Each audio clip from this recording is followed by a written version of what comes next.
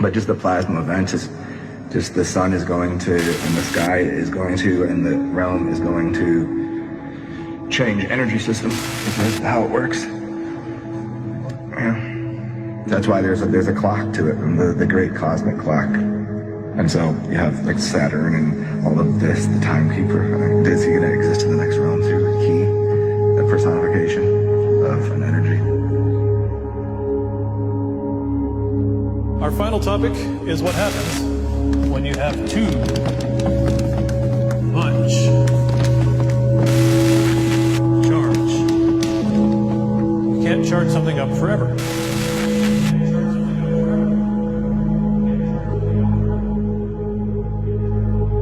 You think I'm crazy? Huh? Is that what he told you? Well, listen up! There is a storm coming! Like nothing you have ever seen! And not a one of you is prepared for it!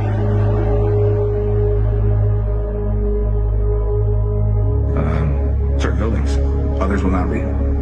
I don't think you want to be in an aluminum can.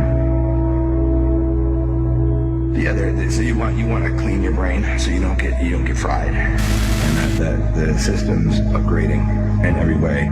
Plasma out there changing the. Some people think the sun is going to basically come to a slow stop and then go the other way, like pendulum and everything's moving the opposite direction. And that at that point there'll be, 3 days of darkness perhaps, or 3 days of complete light, depending on where the sun and the moon stop. See that? So as the system is reversing its engine, because it's a pendulum, you're getting the energy out of this wild pendulum that takes us through all of the ages. And as soon as we get to this point, it slows down and then comes back down. And that's what's essentially going to happen with the sun and the moon. And during that time, which it will take, apparently some people say 3 days. It's 3 days of that thing. Portals will open to other realms.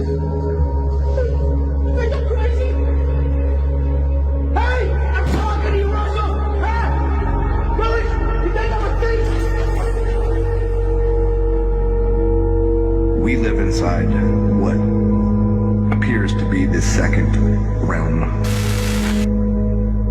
What's the third? The first realm is where Mercury resides. That's why Mercury's androgynous. It's a dual. It's the sun and moon itself. And then you have the next realm out. So that place, that was where everything. That's where people came from as basically androgynous beings.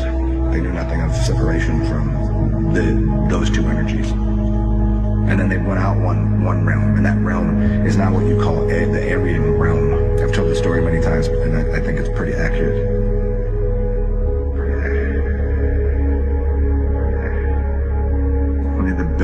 The bricks and buildings into resonators. Oh, yeah, there you go. That seems exactly about right.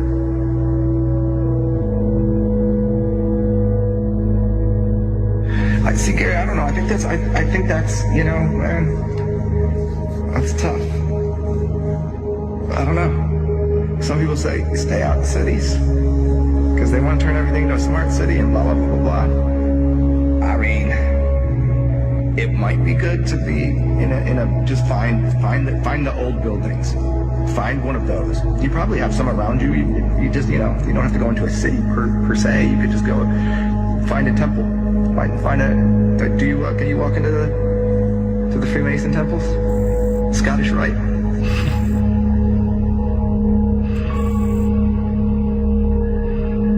I mean, they seem to be pretty old. They seem to have survived. They go into any building with really big doors. Churches. Probably safe. I would not be in a stadium. Don't do that. Find the oldest buildings you can. Those are probably the ones that will work through the plasma.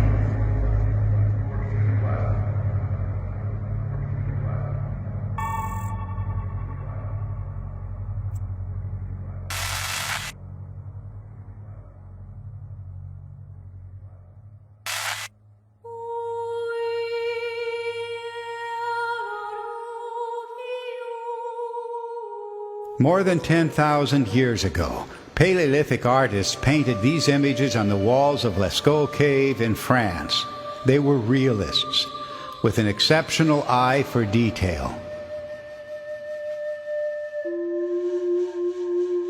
Why these talented artists of the Stone Age disappeared remains a mystery.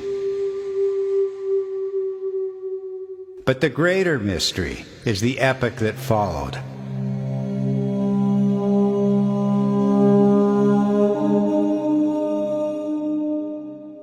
It seems that Neolithic artists lost the ability to depict nature as we know it.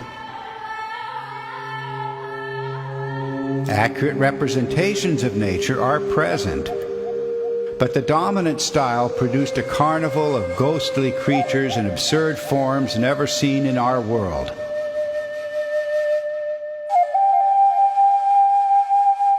How did this tendency arise? Not in one land alone, but on every habitable continent.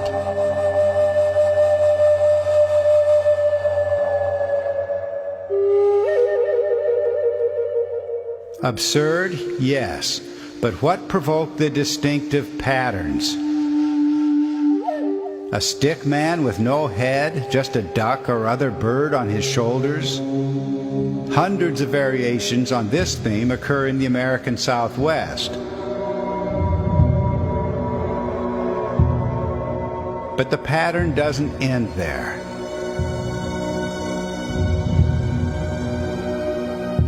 Notice the twin dots on the two sides of these crudely crafted stick figures. One instance alone is just a curiosity. But widespread patterns must have an explanation. And other details only accent the irrationality.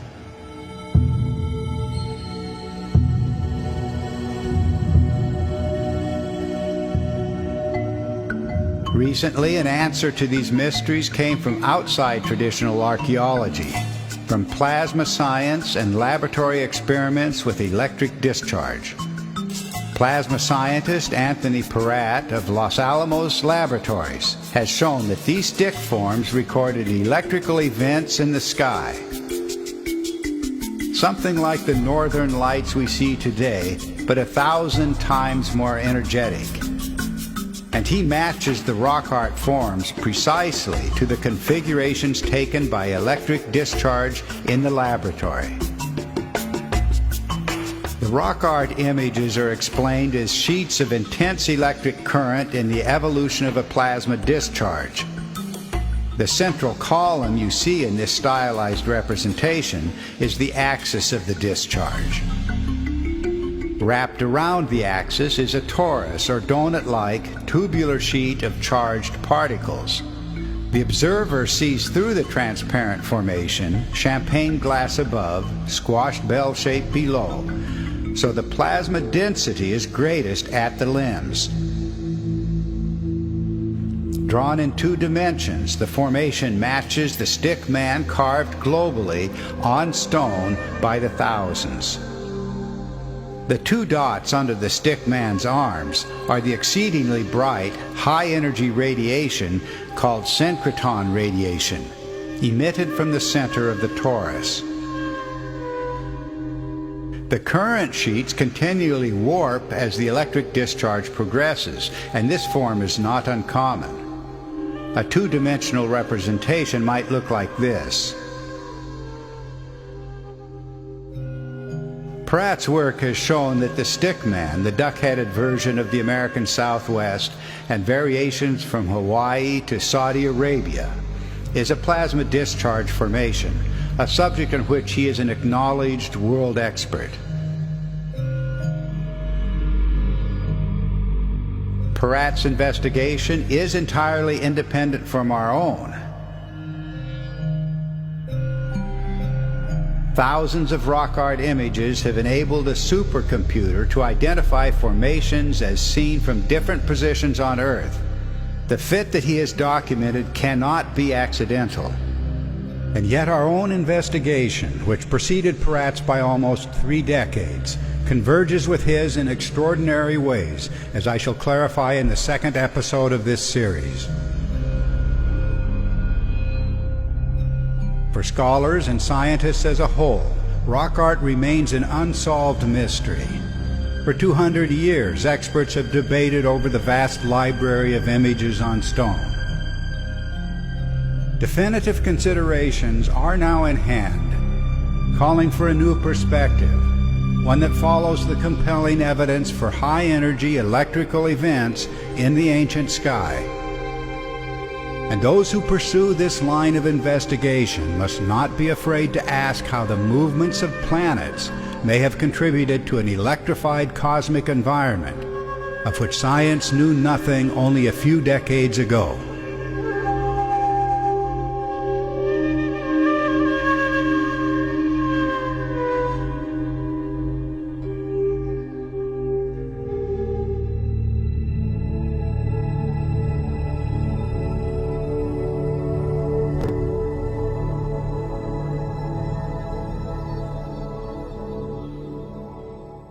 There's a picture of St. Peter's Square in the Vatican, the world's most accurate and important sundial to monitor the sun and time, the real doomsday clock.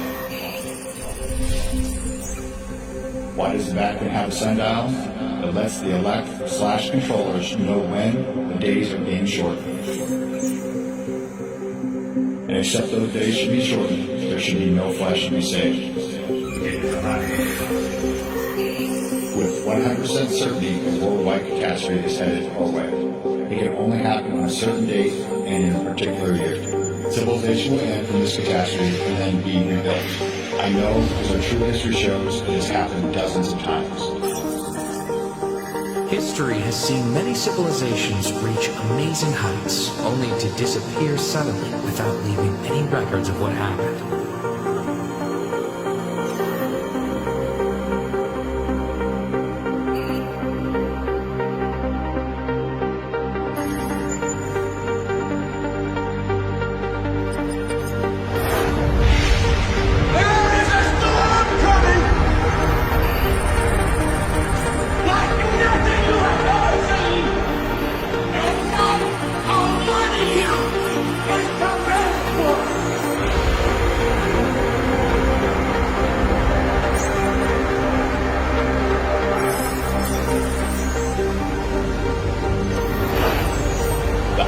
Can't see what the mind doesn't know.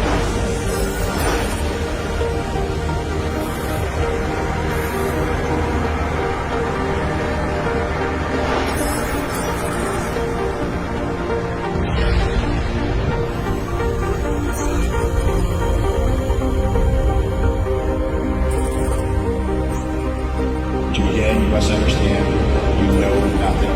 We all are wrong. You must humble yourself completely to know the truth.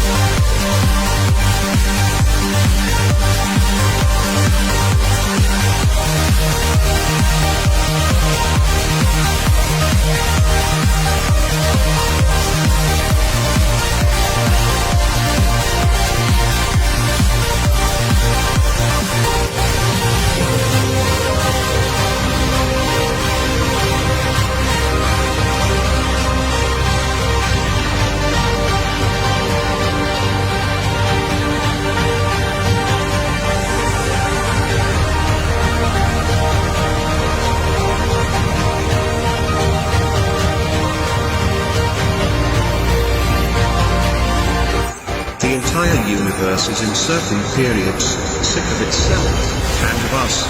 Disappearance of a star and the appearance of comets affect us more than we can imagine. Relationships among the creatures on the earth are even stronger because of our feelings and thoughts.